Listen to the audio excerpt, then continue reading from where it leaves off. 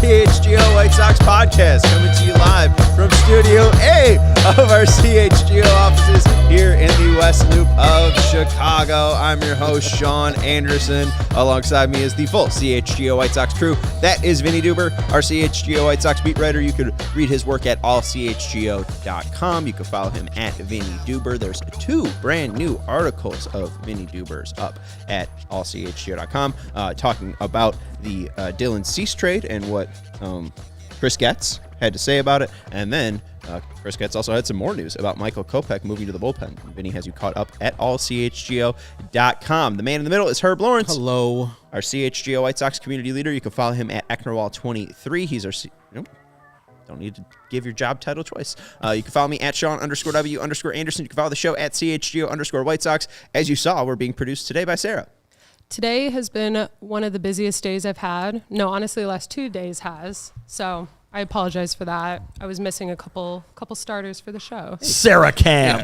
I mean, people would much rather probably see you than us from this far away. You know, it's tough having back-to-back shows, so I'm trying my best. This is your 3rd White Sox show in the past 24 hours, too. So thank you for that as well. Make sure you're hitting the thumbs up button and make sure you are hitting a subscribe button. Who's your daddy commenting? That was a dejected hello, Herb. Wow. Herb, clean it up. I mean, they all come with how I feel that day. So if it came off dejected, I apologize because I'm actually in a decent mood today. Oh, okay. It's all right. You don't want to talk about it? The weather's kind of dreary, but I mean, we're finally got some resolution. I'm feeling good. Resolution of that Dylan Cease thing feels good. A weight off of all of our shoulders. We're going to be talking also to Jared Wyllys, who's joining us live from Arizona. He filmed Michael Kopech's reaction, and that's up on our Twitter page at CHGO_White Sox. Jared is joining us from Gila River Resort and Casino. I'll tell you more about that later. But we'll talk a little bit about Kopech later on in the show. We'll talk more about Cease as well. We have some Getz video that Vinny has from the Zoom earlier today. Why don't we talk a little bit, though, about maybe, reactions to Cease? It's been 24 hours. We've had more time to sleep. We've literally slept on it. Any more thoughts, especially after talking to Chris Getz on this Dylan Cease day? Because is it supposed to be a dreary moment? You said it's resolution, but, is it a dreary time when you're trading away a player of this caliber? Yeah, I mean, it should be, right? I mean, the idea being that if everything had gone as planned, this would not have happened, right? I mean, yeah. And so not to say that Dylan Cease would have necessarily been a White Sox for life, but with 2 years of club control at a very relatively affordable price, he definitely would have continued to be pitching for a contending White Sox team. Mm-hmm. That is far from where the White Sox are at this moment for everybody knows why. But, this is a reminder, and certainly the biggest reminder since Chris Getz has taken over, that this is the start of a new rebuilding mode for the White Sox. And so I think that folks and certainly the team can be happy with what they got back and hopeful that those guys are going to be part of a bright future moving forward. But the reason that they're here is because this didn't work out the way it was supposed to. And now Dylan Cease, one of the better pitchers in baseball, as we keep talking about, is no longer going to be pitching in front of White Sox fans.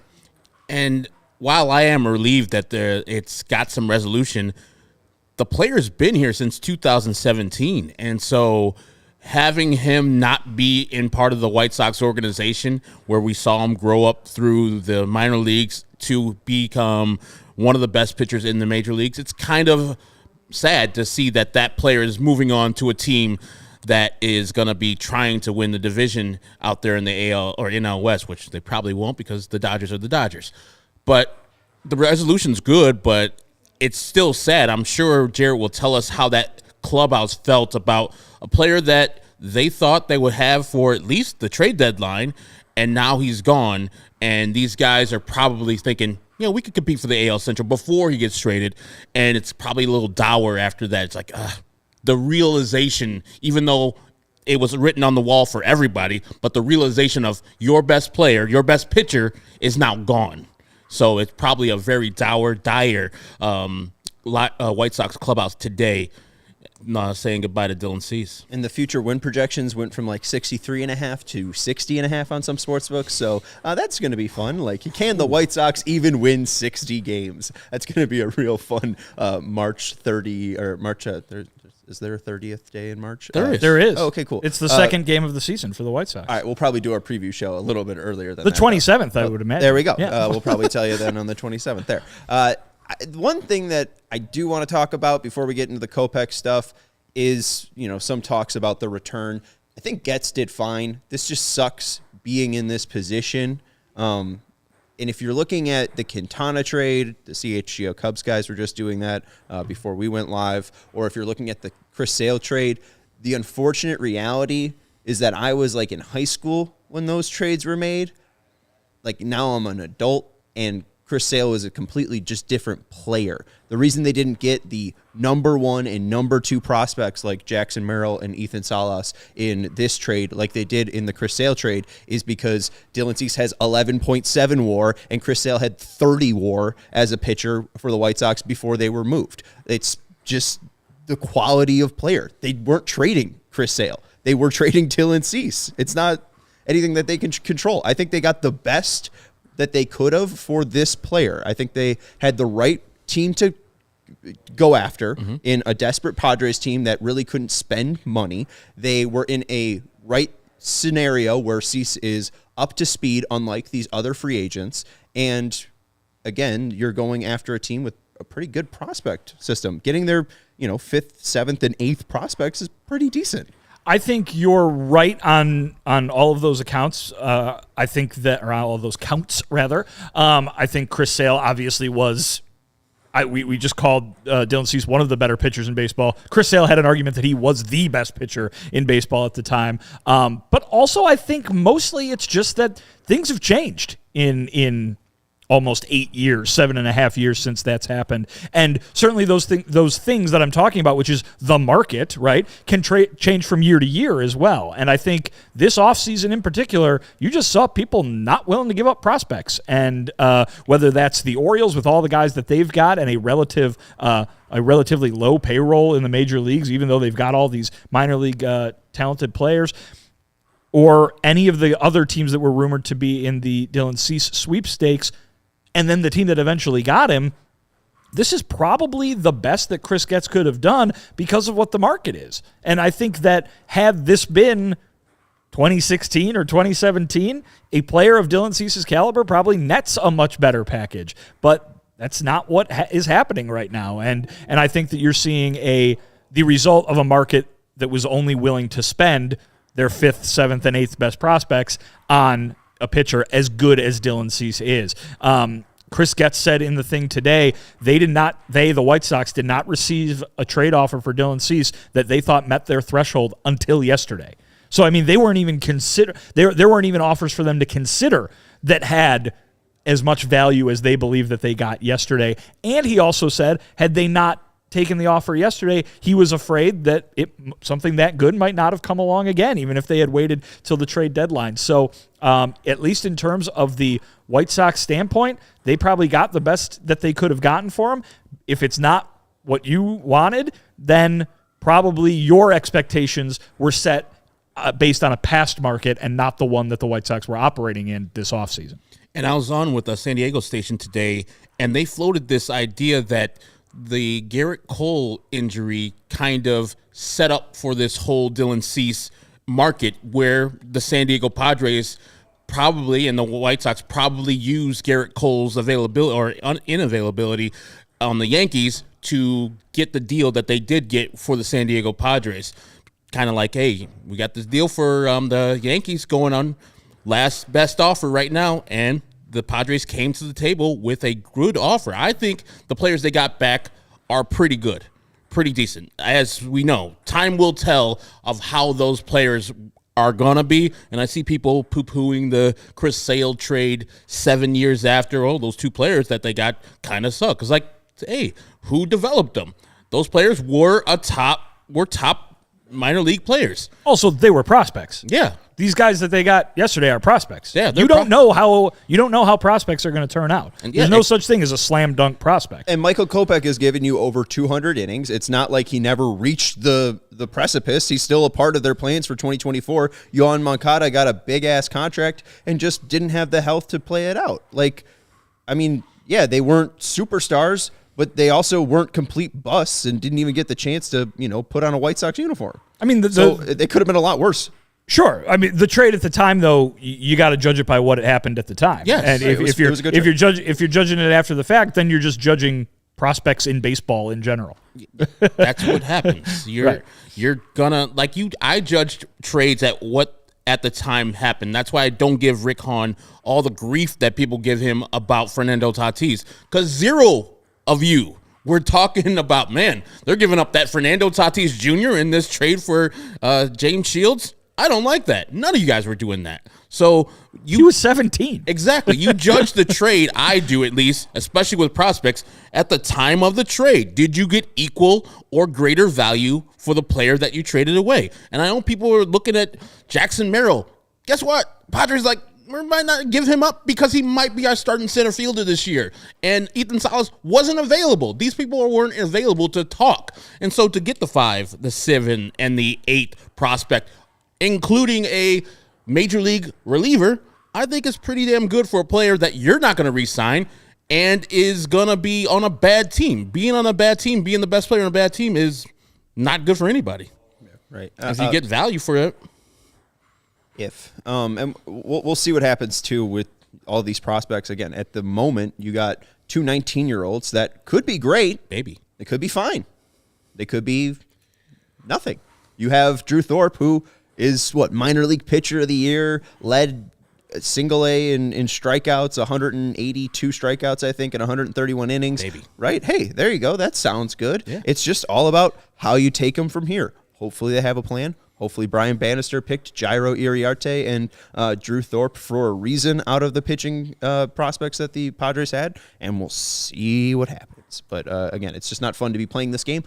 I was promised parades. I like that a lot better than prospects. Parades over prospects. I mean, there's going to be a whole bunch of parades this weekend. That's true. You can see as many as you want. 4 St. Patrick's Day parades. I'm good. Let's take a break, and then we'll get to some Chris Getz video from earlier on today. I want to let you know about our friends over at Ray Chevy. They have their best offers of the year during the March Radness sales event. Awesome. Make Love your it. way to Ray Chevrolet on Route 12 in Fox Lake to join in on the savings. One of the top-selling Chevy dealers in the Midwest. You'll always be able to shop one of the Chicagoland's largest Chevy inventories at Ray Chevy, and then they have perfect tailgating vehicles at Ray Chevy during Truck Month. For a limited time, they're offering 0% financing for 72 months on new Silverados with over 100 available, and they have 125 vehicles under $20,000. Seriously, can pricing get more affordable? No. It can't get radder either. No. And hey, I guess it can't get more affordable than free as well. And that's a good point. It doesn't get radder than at Ray Chevrolet. But everyone loves the word free. That's why at this month at Ray Chevrolet in Fox Lake, you'll get a free oil change. All you have to do is mention CHGO when scheduling your oil change. Start the new year off right and schedule it by April 1st. Visit Ray Chevrolet in Fox Lake or raychevrolet.com. They've been serving the community since 1963. Find new roads. And Vinny. Yes. Do you know what Fox Lake is close to? I know it closer to than what we are currently. Yeah. They're close to that Wisconsin border, Sean. Boom. And once you cross over that Wisconsin border, once you drive past that wooden sign with the Wisconsin hanging by, once you drive far enough to reach the Mars Cheese Castle and plant your flag on the surface of Mars, you can Is that taste. where that is? What? Far. The Mars Cheese Castle? The red thing. Wisconsin? The planet Mars, yeah, it's in Wisconsin. Yeah. In Wisconsin? Yeah. Okay. You didn't know that? Yeah. Oh, yeah, it's delicious.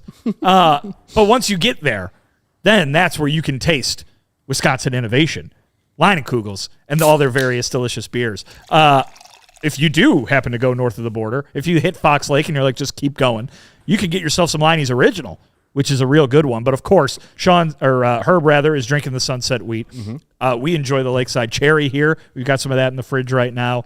I love the honey vice. There's also the berry vice. But guys, it's shandy season. Damn right. You can go down to the Jewels right now. There's a big stack of summer shandy, and you can drink it to your heart's content. Maybe you want to have a nice picnic on the lakefront, and you're going to need some refreshment. So summer shandy it is. Maybe you want to have a nice tailgate down at Guaranteed Rate Field before a game, and you want some refreshment. Summer shandy it is. Maybe you want to hop in a canoe and paddle yourself all the way to America's Dairyland. Or back to Chicago.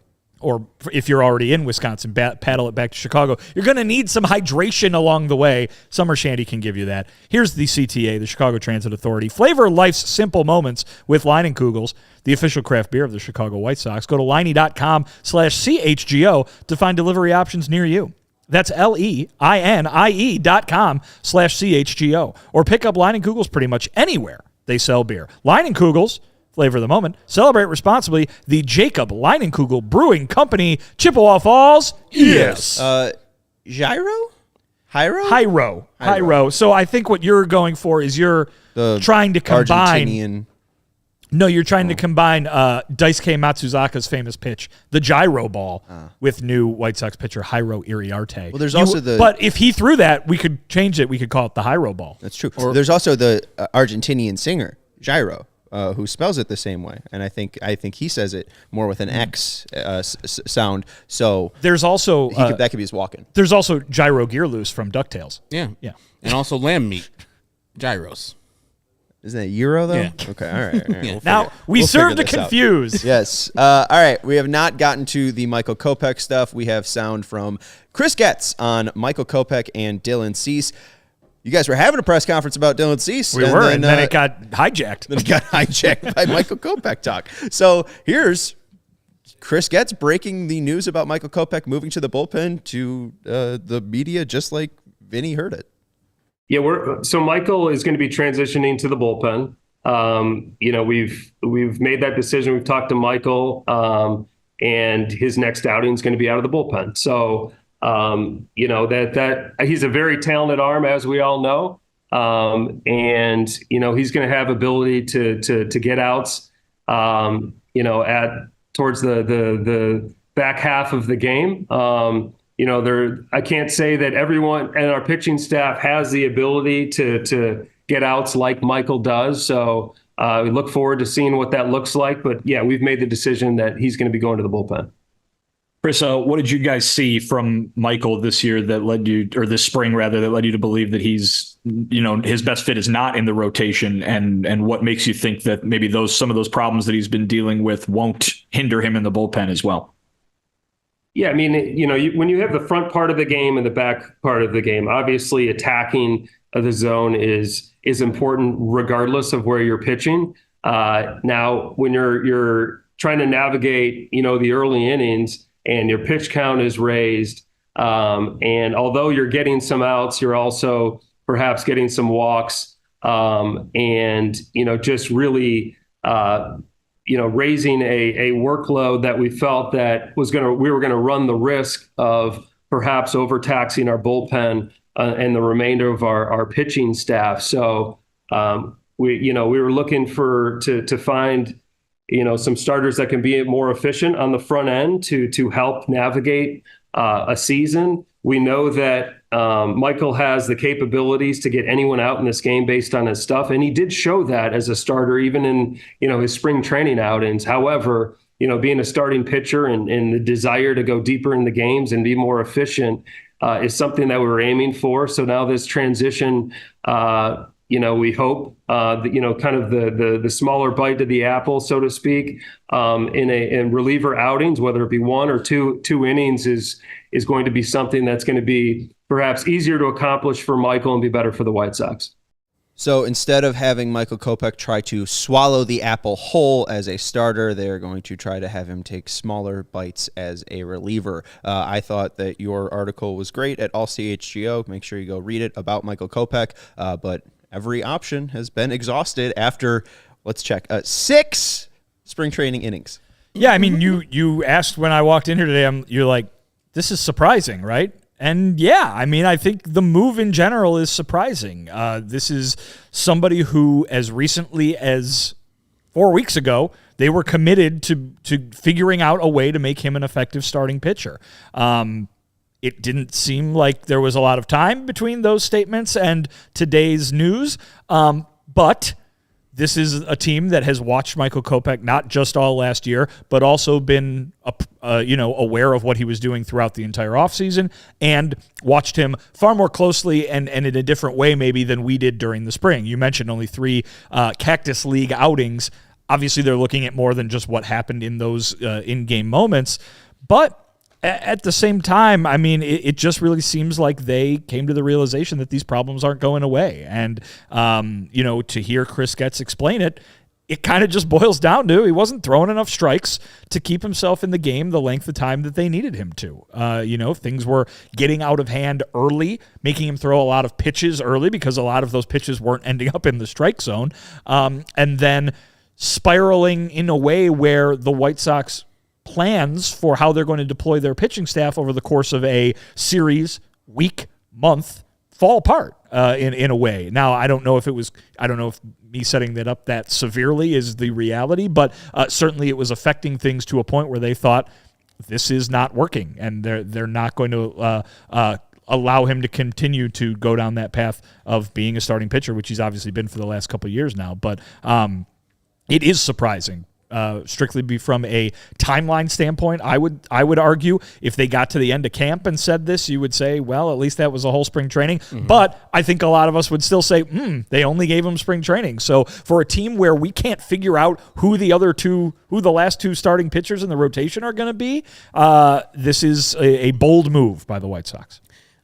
I've been trying to figure out why the White Sox did this, and then I came to the realization they did this last year, at the end of last year, where Michael Kopech transitioned to the bullpen, and then the offseason, he's going to be having a chance to compete for a starting job next year. And I felt that was genuine, while they said the same thing for Oscar Colas, and I thought, they're just having lip service. He's not making the team out of spring training. And so when we're talking yesterday about Michael Kopech and 120 innings, I was like, hold on. What a dumb fucking bet for me. No, I literally just bet that he was going to throw 120 innings, and the next day they'd put him to the bullpen. Hey, it's canceled out because he's not a starter. I won't take that bet. But hopefully Benintendi hits 10 homers, and then you could just pay me 50. That definitely will happen. The thing is, it's like these guys, the new staff with Chris Getz, they have nothing vested in Michael Kopech, where Kenny and Rick had something vested in him because they traded for him. And so when they don't see performance for Chris Getz and staff, they can have a short fuse. They can be like, this is not our guy. And if his best spot is to serve us in the bullpen, we're going to put him in the bullpen. For Rick Hahn and Kenny Williams, putting him in the bullpen when he was fully healthy would be on the opposite side of where they needed to be, especially after that Chris Sale trade. You want him to have the most value he can have, so that trade can be a win, because you've already seen Chris Sale win a World Series with the Red Sox, and that trade was pretty much cash when he did that. But these guys don't have anything vested in Michael Kopech, and since they don't, if they see him as the best option for their bullpen, they'll put him there. I disagree that's their best option, but they have no stake in Michael Kopech at all. Since 2017, he has 4 years of 120 innings pitched. One's 118 and a third, but I'll be nice and say it's 120. And they've talked so much about starting pitching innings and getting starting pitching innings. We see how important it is for the Padres to acquire cheap starting pitching. They're willing to give up all these prospects for cheap starting pitching. I don't understand why you don't exhaust every single option. And I don't understand that too, or I don't really agree with, them not being vested into it, because our whole thing with Brian Bannister is, what is he going to do with Kopech? He was with Kopech in Boston in 2017. This is a horrendous look for Michael Kopech. You can't make the 2024 White Sox rotation out of spring training after 3 starts. Like, this is a bad look for Kopech. And we saw the video that Jared Wyllys, where they're crowded around Kopech's locker, and they ask him, and it doesn't seem like Michael Kopech is a big fan of going to the bullpen. And you bring up that Michael Kopech was moved to the bullpen, and everyone's saying he's going to be relaxed in the pen. If he can't throw strikes in a start, why is he going to be able to throw strikes coming out of the bullpen? And they moved him to the bullpen for 4 games last year. What was his ERA, boys? 7? 14. Damn. So, hey, instead of throwing 58% strikes, he threw 60% strikes. What an uptick. What is this? What are you doing? You're going to go sign Michael Lorenzen or Mike Clevenger to just waste Michael Kopech for the next 2 years? Maybe he'll become a bullpen guy in the next 2 years, and then you'll have to sign him. Oh, wait, you don't spend money. And the whole thing this whole year is going out and trading all the guys that make money, like Aaron Bummer, out of the bullpen. I just don't get this. You can get starting pitcher innings from Michael Kopech. He's not hurt. Like, that's a huge benefit. And like, also, not a lot of guys could say that. Like, if there's an older pitcher, like they're going to sign maybe a Michael Lorenzen or Michael Clevenger to a small deal, I would rather see Mike Kopech do what he can do, and whatever that result is, I'll take, because he still has a high ceiling. Those guys, they're older. What are they going to bring to the White Sox? What is Brad Keller going to bring to the White Sox? Like, there's nothing there for me for those guys. Michael Kopech has elite pitches, as you have pointed out. Stuff plus, his fastball's elite. Now, out of the bullpen, with no actual real, like, he's the closer, or he's the long reliever, or he's the middle reliever, I don't know. Like, and you said, that video, he's supposed to take his lumps like that, and he's supposed to look melancholy, because I don't think they gave him a fair shot to make the starting rotation, but still have 10 other guys battling for the starting rotation, as if he can't have 2 more starts where he shows you guys, hey, you just been working with me for the last 3, and these last 2, I've kind of turned I've turned the corner on that. I'm starting to apply the things that you have told me, and they're starting to work in the game type of stuff. Being in the bullpen, I don't know what that serves anybody. Like, this is pretty much the end of Michael Kopech's White Sox career. He'll still pitch for the White Sox, but is he going back to the starting rotation anytime soon? Probably not. Once you're demoted, Once you're demoted to the bullpen like this for the second time, I think that's pretty much the writings on the wall, and they're probably looking for trade partners for him. Yeah, snip, snap, snip, snap. I mean, I would not understand the whole point of putting him into the bullpen. It's just the same thing with. I got that reference. Nicely done. Thank you. It's just, I'm getting flashbacks to Boston when, Tony La Russa is putting Kopech in as a starter, and we're like, oh, look at this. This is the future. Kopech's going to be a starter. Like, I get that 2021 was different. He was working back. There was the pandemic, but like, they moved him to the bullpen. And Chris Getz, I got to be honest, I didn't like a single answer from there. It didn't really seem clear enough that it was just he's not throwing strikes. Why isn't he throwing strikes? Is it because he didn't do the work? Like, if you're going to move a guy to the bullpen, just bus toss him. If he's not doing the work, then he's not doing the work. If he's doing the work, he's doing everything you asked him, and he's not getting the results in spring training, why is that so offensive? Like, I get that Garrett Crochet has been outstanding in spring training. 9 innings, no earned runs, 12 strikeouts, unhittable. Can he throw 60 innings? Like, I don't get it. Kopech's career spring training ERA is 7.60. You mentioned his ERA right now is 7.71. He's given up 38 earned runs and 45 innings pitched. He's pretty bad in spring training. Like, what are you actually learning? I don't know. I don't understand. Well, I think I'm baffled. The answer to that question, while it was not given today, and certainly it will come, in the future, I'm sure, but the answer to that question is apparently enough, right? And I think I have a similar reaction to yours in terms of having questions as to, hey, this season is about learning what you got for the future, right? Like, no, I mean, I understand that they would like to win games, but I don't think anybody's expecting them to go out and contend for a division, and having Michael Kopech in the rotation versus the bullpen is going to be detrimental to that pursuit, right? I mean, if you can give him the runway of even a third of the season or half the season, right, to figure out if he can do this or not, don't you use it in a season like this? I mean, that would be my question. So if that, obviously they're not doing that, so they have already determined, they have already learned behind the scenes that, no, that's not going to work.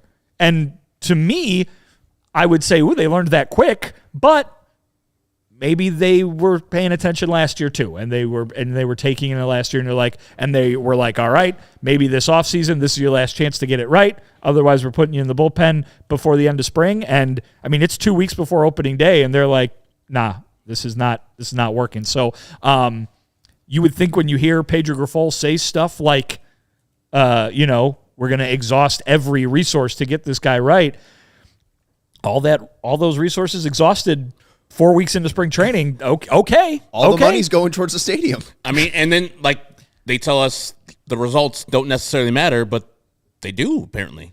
They matter a lot. Well, I wouldn't go that far. I would say that they could be in tandem with what they're seeing otherwise. You know what I mean? I don't think they just look up and they say, ooh, 7.7 ERA in 3 innings or 6 innings or whatever the hell it is. Nope, that's not going to cut it, because there are other players who have Jesse bad stats like that in that small amount of time, or like you said, Sean, good stats in that small amount of time, right? So, it's surprising. It's confusing to us because we don't have all the answers, but it is a definitive decision. We'll put it that way. I think, and Tom says he's tipping pitches, and you correctly pointed out that was versus the Giants in the home opener last year, and he fixed it. But also, this is an indictment on the White Sox development staff, including the former minor league head boss, Chris Getz. If you can't fix a guy that has the stuff that he has and has the physical stature that he has, then who are you going to fix? Who are you going to fix, Brian Bannister? Like, you have a perfect pitcher to mold into the pitcher that you need to mold into. He's got premium stuff, and you can't mold him into the pitcher you need him to be. I say it's questionable, and you didn't give him enough time, as Vinny said. Like, let him play some games. I don't call these spring training games. These are exhibitions. We talking about practice. Yeah, exactly. Let him play some actual games, and after April, if he's still Michael Kopech, you say, all right, then it's been real. We have other options down in AAA. Time for Nick Nastrini.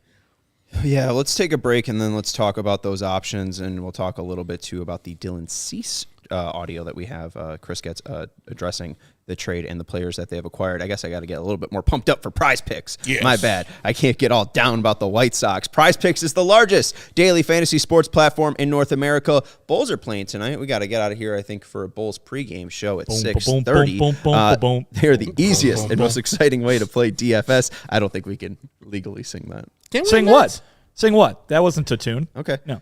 It's just you against the numbers over at Prize Picks. Instead of battling thousands of other players, including pros and sharks, you pick more than or less than on 2 to 6 player stat projections and watch the winnings roll in. Football season may be over, but the action on the floor is heating up. Whether it's tournament season or the fight for playoff home court, there's no shortage of high-stakes basketball moments this time of year. Get into the excitement with Prize Picks, America's #1 fantasy sports app, where you can turn your hoops knowledge into serious cash. And there's conference tournaments are here, which mean the biggest moments in college basketball are getting closer. Be a part of the action on Prize Picks for both men's and women's college basketball. You can win up to 100 times your money on Prize Picks with as little as 4 correct picks. You can turn $10 into $1,000 with NBA, NHL, and college basketball entries today on Prize Picks, America's #1 fantasy sports app. So go sign up today. You can go use code CHGO for a first deposit match up to $100 at prizepicks.com/CHGO, and you can make your entries in under a minute. It's that easy, and that's prizepicks.com/CHGO, and use code CHGO for a first deposit match up to $100. Pick more, pick less. It's that easy. Charlie the Bacon Guy is based out of Woodridge, Illinois, and he makes craft bacon and bacon jams with over 30 different flavors. The bacon and bacon jams are all naturally cured, fancy preservative-free product, and there aren't any ingredients that Charlie can't pronounce himself involved in the process, unlike the other store-bought bacon. It's vacuum sealed, and it freezes great. Lasts in the package for up to 45 days in the fridge or 6 months in the freezer. Bacon jam lasts about 60 days in the fridge and up to 6 months in the freezer. Some of the flavors for the bacon are maple pepper, chorizo, French toast, honey chipotle, Cajun, jardinera, raspberry chipotle, and Maui Wowie. For bacon jam, I have the original at my house. They also have bourbon, mango habanero, and cherry jalapeno. The bacon jam goes perfectly on everything. Scrambled eggs, toast, crackers, burgers, grilled cheese, cinnamon rolls, or where Charlie likes it, on his spoon. And the Bacon Vault It has all the flavors that he's made in the past. If it's not currently available, give Charlie about 2 weeks and it'll make it for you. You can pick up the bacon, which is the most efficient way, or you can meet him halfway, or he can deliver it to your home or even ship it. He makes the bacon so you can bring it home. Head on over to charliethebaconguy.com to place your order. If you want to follow him on Instagram, it's Charlie the Bacon Guy. Twitter, CZ the Bacon Guy, or email charliethebaconguy at charliethebaconguy@gmail.com, and the website is charliethebaconguy.com. Thank you, Herb. And we want to give a huge shout out to our guy Charlie, because Charlie rocks, and he was coming in here and making our whole office smell like bacon.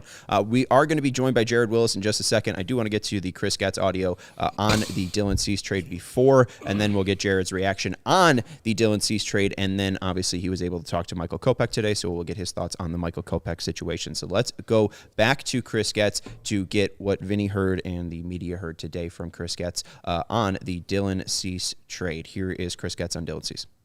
Yeah, he certainly was a popular name this offseason, and I know, we've all kind of spoken about that many a times. We certainly had a threshold in which we felt like needed to be met for us to move on this.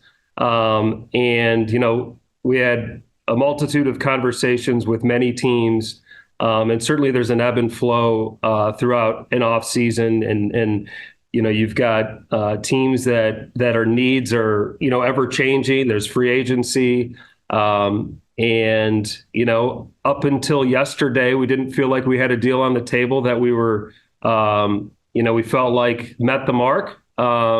It finally came together and we moved on it. I think, certainly Dylan, he was very effective in his spring training outings. He looks very good. His last outing with Cincinnati was an impressive one, and there was a lot of buzz at that game. Unsurprisingly, shortly thereafter and into the following day, teams really stepped up. San Diego, particularly, they're on their way to Korea presently, so there certainly was some urgency on their end, with all the different factors and everything kind of coming to a head yesterday, we felt like it was a good time to convert on that trade. Obviously, guys in this return package coming back to you are at kind of different stages of the minor leagues, but kind of in general, how do you see this group of young players kind of affecting the timeline of kind of when you guys can be considered closer to your goal? Well, I do view three of these players have a very good opportunity to be on our 2024 team at some point. You obviously got Wilson, the reliever, that's pretty much plug and play with where he is in his career. You've got Drew Thorpe that has more or less been knocking on the door, very polished. He was a pitcher that the Padres were strongly considering to put into the rotation to start the season.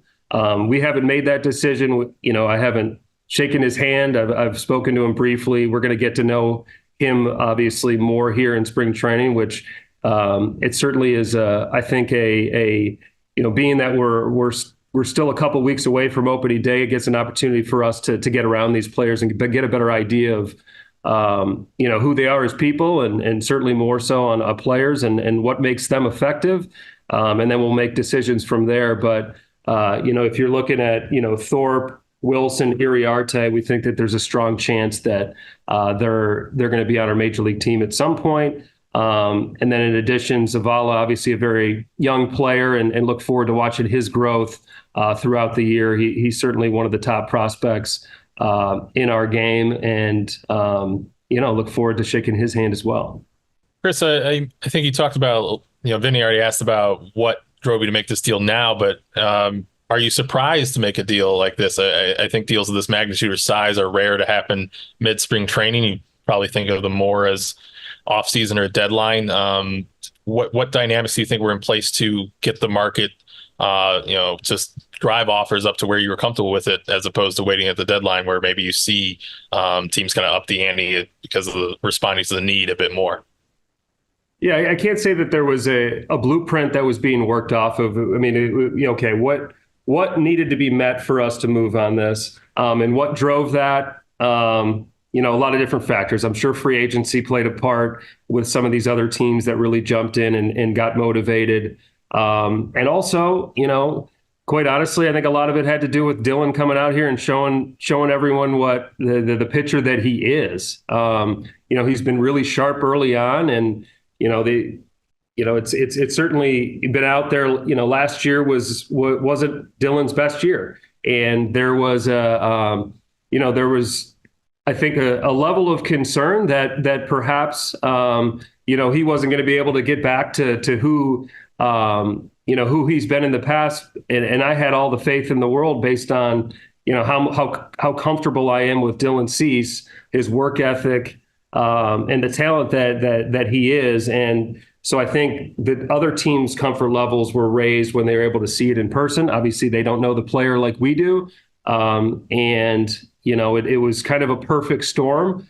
There's the $1 million question of, okay, if you take this into the season, take it towards the deadline, what type of return does that look like? Well, that's a risk. Were we willing to take that? Of course we were. I was willing to take it into the season. However, there's no denying that a lot of things can happen on a baseball field and throughout a season. So you weigh that risk with the offer that was given to us by San Diego, and we felt like that was something that was likely not to be met if we would have taken into the season. And we had a highly motivated team in the San Diego Padres that wanted to start the year out with Dylan Cease, and I understood that, and it made sense for both sides. I'm sure it's a deal that's going to help the San Diego Padres, and very confident that it's a deal that's going to help the Chicago White Sox. And then back to the trade is like your first blue chip player, 2 years of control. As you do this deal, and it's obvious you've been talking since November to a lot of teams.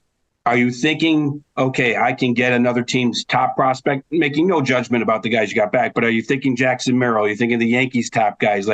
And then you realize, okay, maybe it's not the number one on another franchise, but we'll do well in a different way. Yeah, I mean, I think you look for a set of value in a return, right? And there's different ways to find that value.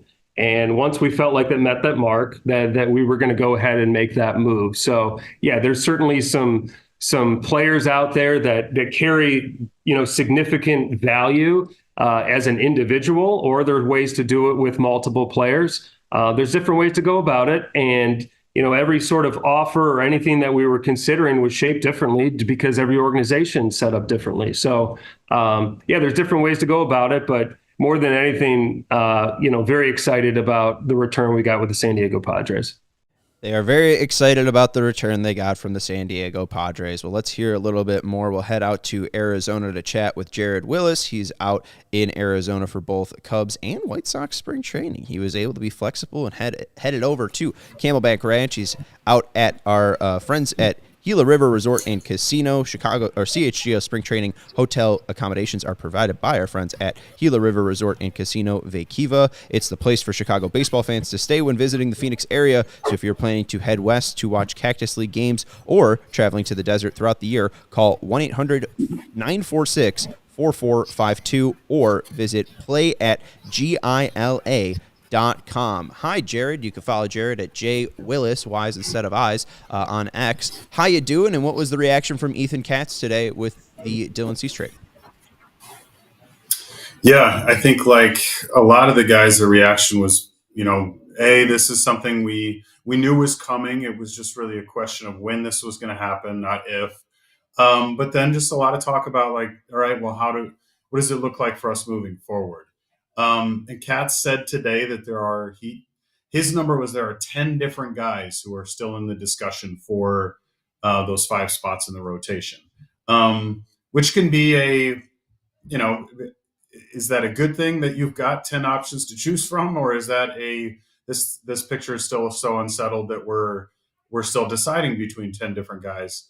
But there are some arms in that group where there's some potential there. And he was really excited about some of the guys they got back from San Diego, like Drew Thorpe. He talked about quite a bit, and just the potential that they see in him, and liking that Steve Wilson already has some major league experience, so his ability to make an impact in 2024 is there. So yeah, I think the big picture now going forward is very much who are those five guys going to be, and what's the order that we're going to see them slotted in.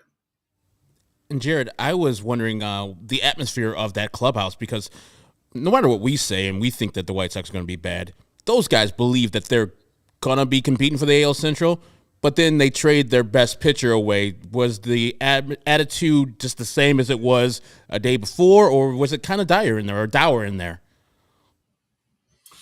Well, yeah, I mean, there's definitely we talked to Andrew Vaughn first, and he just spoke quite a bit about, we just got to take the next step forward, focus on the next thing that we need to do. He used some of those phrases that you hear from players a lot. He said it's, just the next man up, and that kind of thing. But it did feel a little bit like we're trying to put a positive spin on something, or just have a good attitude about this reality, because it's hard to ignore the fact that you trade away your best pitcher.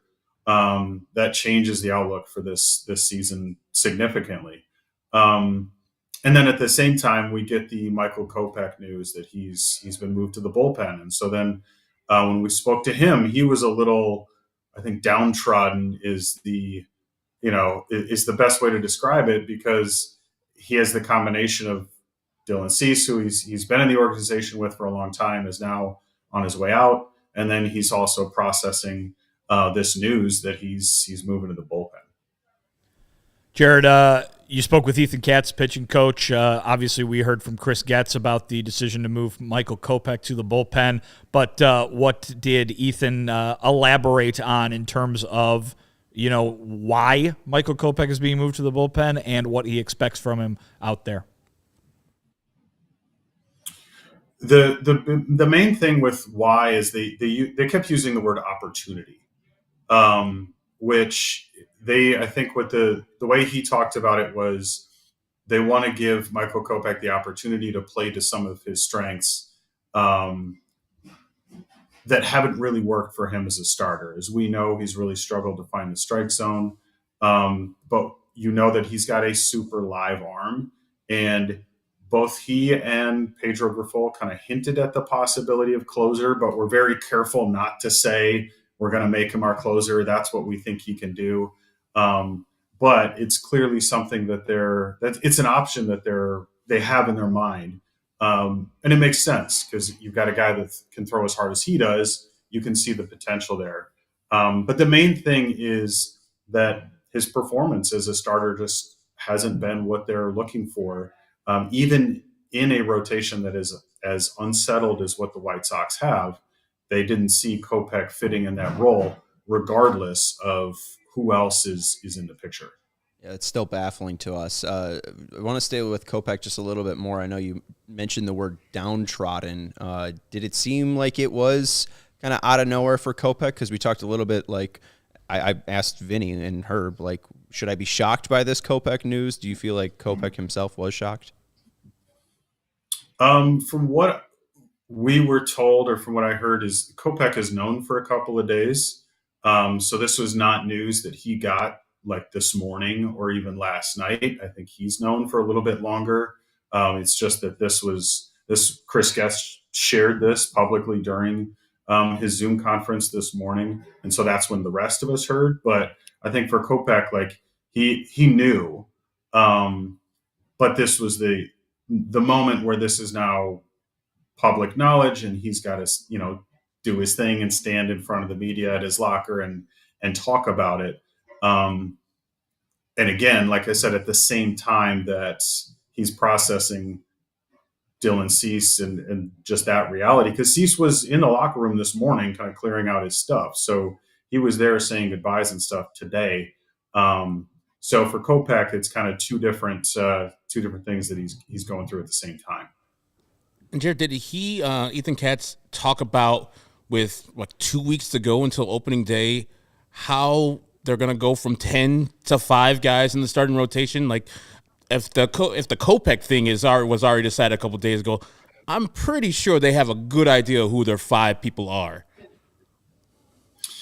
Yeah, and because I think that while he said there are 10 guys that are in the discussion, what's probably more the case is there are 3, maybe 4 spots that they have a pretty firm idea about, and then a handful of others that they're considering for the rest, especially now that Cease has officially been traded. So I would suspect that rotation is a lot more settled maybe than we're deciding between 10 different guys, then that makes it sound. But like today's pitchers and Mike Soroka and Garrett Crochet, those are guys who are in that discussion. But there are still some questions with both of them. So I think they do feel like they want to see them another timeout before they start to make some of those decisions. You bring up Garrett Crochet. I know the answer to this, but tell everybody else. What did Ethan Katz have to say or not say about what the plan for Garrett Crochet is going to be? So we asked him very specifically, is this, do you think physically he's ready to go in as a starter on opening day? I asked him, do you think, the possibility he might need some time to get stretched out a little bit longer? And just all he would say is he's doing everything he's supposed to be ready for opening day. Without elaborating or going into any detail beyond that. So based on what they're saying, they seem to project him as a starter on their opening day roster. But they're, asked the follow-up question of, let's look at the reality of the number of innings that he has pitched in the major leagues. And that's a big jump to go from that to, 140, 150 innings across the season. And Garrett Crochet told us after his outing today, just a little bit ago, he said, I think the innings limit thing is I forget the word that he used, but kind of like that's old news. That's not something we worry about anymore. So Garrett Crochet himself doesn't seem to think that workload is something that's really going to need to be monitored very carefully. Noted. Right. Dr. Crochet. Noted. Great. Yeah. That's awesome that he knows so much about the human body. And, he's proven that if he knows this much, he's been able to throw over 60 innings in a season before, right? I mean, if it's so damn easy and it was such a hump and such a storyline, why hasn't he done it? I don't know. Like I'm in a pretty tough mood, Jared, if you couldn't tell. So 3 of the 5 rotation spots are solidified, or would you go to the 4 and say Crochet is one of those rotation spots? Because it seems like Fetty, Flexen, and Soroka seem to be slotted in as starters. Would you even go to the ledge or the limb of saying the leap that Crochet is the 4th starter? I think I would, because the way it strikes me based on what Katz had to say and the way Crochet seems to feel is at this point, maybe they've got him penciled into that 4th spot. And unless something changes or he has rough outing or can't recover from, his 3 innings today in the way that they want him to, or something like that, it's sort of like a give us a reason not to put you in that 4th spot. Otherwise you're going to be there. That's the way it strikes me. So it may not be as solid as the other 3, but the way that they spoke today, I would be sort of surprised if he's not in the rotation. It just surprises me, Jared and guys, that you would throw Kopech into the bullpen and then possibly a closer role, where the problem with Michael is walks and his emotions. We know a closer can't have either of those 2 things going on for himself in those situations. Like, how are they did they speak about how they're going to go about getting him mentally right to accept his new role? Because if he was downtrodden today, I'm sure that emotion's not going to just be here today. It's going to last for a little bit longer. Yeah. I mean, they didn't speak to that specifically, but I think that's a really important question, because two of the things you don't want your closer doing is putting extra guys on base and struggling just to command the situation emotionally, because that's a super high pressure spot in the ninth inning.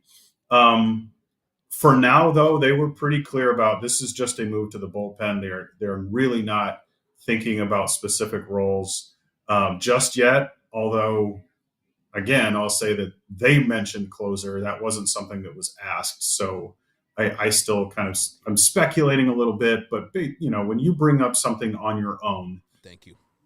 That's not coming out of nowhere. So maybe at some point, I don't know how early we would even see that. I would have to think that they would test him gradually in some of those more high leverage spots just to see how he responds, combined with just some work off the field on managing maybe whether it's pitch selection or how he sequences against different hitters, because it's a much different experience, of course, as a reliever, along with, dude, let's work on, what's going on up here so that you can handle this spot. Yeah, I mean, I'm just hoping the best for him. I think it was just frustrating because what we were talking about a week ago, or my thoughts on the situation was just, if he goes to you and says, I can't handle it, then make the move to the bullpen and put him into the spot. It really doesn't feel like they exhausted every option. It just felt like they didn't like what they saw and they're done with them. So we'll see. Jared, anything else that you learned today at Camelback Ranch, or was it mostly Cease and Kopech related? Yeah, lots of Cease talk and Kopech, they kind of dominated the conversation. Talked to a couple of the other players just to get general reactions, but they said a lot of the things that you'd expect. They're going to miss Dylan, but they're really excited about the guys that they got back, and they're looking forward to, moving on and taking the next step. So that's kind of the general sense around the clubhouse today. But I think going forward, it's that rotation question that as that gets settled, then you'll have a much clearer idea of what this team's going to look like. Appreciate it. All the reporting from Jared. Jared also published an article up at allchgo.com. We'll also have a short from Jared as well, so make sure you're checking him out at J Wyllys on Twitter. J Wyllys, Y's instead of I's, over on Twitter. Appreciate the reporting, Jared. Thank you very much. And CHGO Spring Training Hotel accommodations are provided by our friends over at Gila River Resort and Casino Vaquiva. It's the place for Chicago baseball fans to stay when visiting the Phoenix area. Call 1-800-946-4452 or visit play@gila.com. Thank you, Jared, for the reporting. Final thoughts here on Kopech, and then we'll get out of here. Kopech's career strike rate in the bullpen, 64.9%. As a starter, 60.5%. So it is better, but when you look at the total numbers, 58 innings as a reliever, 4.66 ERA, 274 innings as a starter, 4.26 ERA, and you look at the whips, it's basically the same, 1.35 as a starter, 1.32 as a reliever. So while he was able to throw more strikes, that also made him more hittable. He gave up more hits, so it was less of a walk issue. It was just more of he was giving up hits and homers. So, I mean, it's not like he's a great reliever and he's running out of gas. It's like, as you mentioned with Chris Getz, it's the first 2 innings where he really is kind of too giddy and amped up.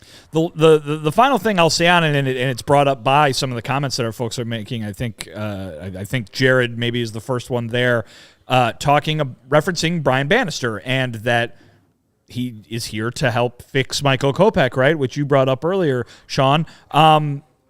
Maybe the fix is sending him to the bullpen. Maybe, or at least that's what he sees the fix as, right? I mean, Bannister seems to be preaching, do what you do well, don't try to do anything different. We heard from Michael Kopech that sometimes trying too much is a result of being a little too competitive, getting things a little out of whack early in games. Maybe if his innings are shorter, or his outings are shorter, I should say, maybe that is going to work in his favor at the end of the day. I can't imagine that the front office made this decision lightly, and so I would think that Brian Bannister sees this, as do many other people in that front office, as the way to a more effective Kopech, not a, hey, we need a place to store this guy before while his contract runs out. There are better ways to do that than just say, hey, we'll give it a go in the bullpen. So I would have to imagine that this was a serious decision that was made intentionally rather than just, this isn't working, put him over here for a second while we figure out what to do with him. And I hope that they, as we talked about it when he was thought to be in the starting rotation, they give him a soft entrance into a lineup. So the 7, 8, 9 of a fifth inning, high leverage or low leverage inning right there where they're either up by a lot or down by a lot, because, you know, the motions of him sway by how he's doing on the mound. And so, you know, I didn't want him to be the first pitcher or the starting pitcher versus the Braves because that's a juggernaut of an offense. And you want to pitch versus the Detroit Tigers, so it's a little less of a thing when you go against the Tigers instead of the Braves. But this is the major leagues. He will have to face actual good hitters every once in a while. But to ease him into this role that he's going to have to accept, I would want them to say, okay, this fifth inning, there's the 6, 7, 8 hitters. Do your thing, Michael Kopech, and then get him out immediately after you have a good result so he can feel good about himself, and then build on that. And then after he shows you that he is reliable, then you could talk about the closer stuff. The fact that they volunteered that stuff in a conversation, I don't like that they're thinking about it already. It's way too early. Yeah, I don't know. Let's see if he can even throw a strike. Anyways, that's going to do it for the CHGO White Sox podcast. AJ mentioned, can we end on a high note and talk about what we're most excited about for the Cease trade? We have an episode tomorrow, so why don't we talk about that then? Can end the week on a high note. Yeah, Friday fun day. Yeah, we're going to be early at 1 p.m. tomorrow, so make sure that you join us then. Maybe we'll talk about a possible free agent signing as well, because it still looks like they're looking for starting pitching innings. Seems like they have 4 spots possibly. They might sign a free agent for that 5th spot. We'll talk about that tomorrow. Shout out to Melissa, who I think said there was over 100 people watching, but we only have 39 likes. Make sure you hit that like button. We appreciate everyone hanging out with us. That's Vinnie Duber. Read his articles up at ALLCITY. Same with Jared Wyllys, who joined us from Arizona. That's Herb Lawrence. I'm Sean Anderson. Thank you to Sarah for producing the show. Thank you to everyone for hanging out with us. We'll talk to you later. Goodbye. We all silly like the mayor.